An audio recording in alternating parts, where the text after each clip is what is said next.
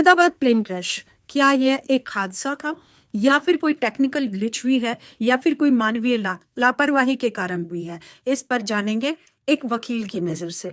अभी 12 जून को 1:38 मिनट पर एयर इंडिया की 171, जो कि बोइंग कंपनी अमेरिकन कंपनी है, उसके द्वारा मैन्युफैक्चर एयरक्राफ्ट क्रैश हो गया, जिसके कारण 242 लोगों की जान चली गई। साथ ही जिस सिविल हॉस्पिटल पर यह क्रैश हुआ, वहां भी कई लोगों की जान चली गई और कई लोग इंजर्ड हैं, जिसका अभी डाटा क्लियर नहीं है।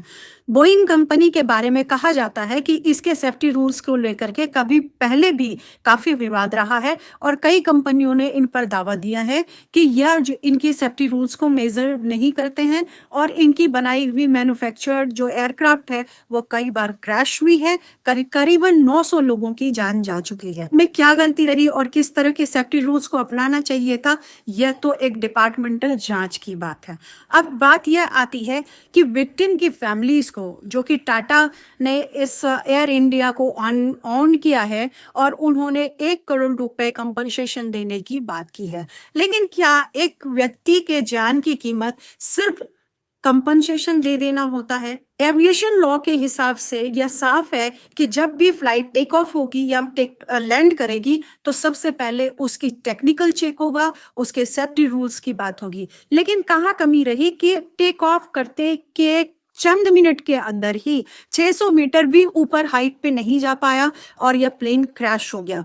एजम्पशन यह है कि कुछ लोग कह रहे हैं कि फ्यूल ज्यादा था, कुछ कह रहे हैं कि डबल इंजन होते हुए भी इंजन फेल्योर हो गया। जो भी कारण रहा हो, लेकिन यह तो सच है कि 242 लोगों ने अपनी जान गंवा दी। न जाने कितने लोगों ने इस हादसे में अपने आप को, अपने परिजनों को खो दिया है, अपने नजदीकी लोगों को खो दिया है और कई लोग ऐसे इंजर्ड हैं कि शायद इस हादसे से उबरने के लिए उनको कई महीने लग जाएंगे, कई साल लग जाएंगे। अब बात ये आती है कि अब क्या करें, क्योंकि तो एविएशन लॉ के हिसाब से आप जो विक्टिम की फैमिलीज हैं वह ऐसी कंपनियों पर दावा डाल सकते हैं। जो विक्टिम की फैमिलीज हैं वो कंप्लेन करें ऐसी कंपनियों पर। साथ जो कंपनसेशन का तो मांग कर ही सकते हैं, लेकिन ऐसी कंपनियों पर रिपोर्ट करना बहुत जरूरी है और साथ में एविएशन विभाग की भी जिम्मेवारी को तय करना जरूरी है कि आगे इस तरह की घटनाओं को ना होने दिया जाए, क्योंकि अभी तो हम इन घटनाओं को रोक नहीं पाए। हो सकता है कि हम रोक सकते थे अगर हम इन बातों का ध्यान रखते और इन रूल्स को फॉलो करते।